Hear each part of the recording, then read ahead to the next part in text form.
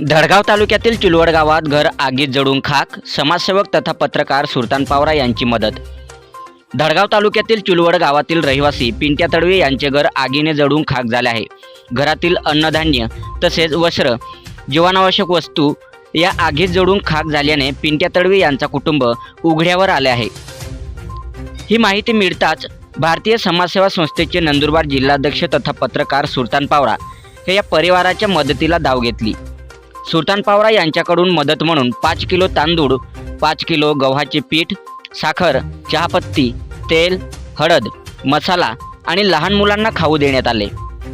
उघड्यावर आलेल्या या परिवाराला समाजसेवक तथा पत्रकार सुलतान पावरा यांच्या मदतीने थोडी राहत मिळाली असून चिलवड येथील ग्रामस्थ सुलतान पावरा यांचे आभार मानले। यावेळी सुलतान पावरा यांनी सांगितले की ते या प्रकारच्या पीडित परिवारांना मदत करण्यासाठी नेहमी खंबीरपणे उभे असतात। सातपुडा न्यूज वाहिनी, धडगाव। आज रोजी आगग्रस्तांना मदत करण्यासाठी सामाजिक कार्यकर्ते सुलतान पावरा या ठिकाणी अति आवश्यक जीवनावश्यक वस्तू भेट देताना या ठिकाणी सुलतान पावरा आलेले, त्यांचे खूप खूप आभार। आणि पुढे सुद्धा ते मदत करणार आहे, त्यांच्या संघटनेद्वारे मदत करणार आहे, म्हणून त्यांचे आभार मानतो आम्ही चिलवड गावकऱ्यांतर्फे। थँक्यू।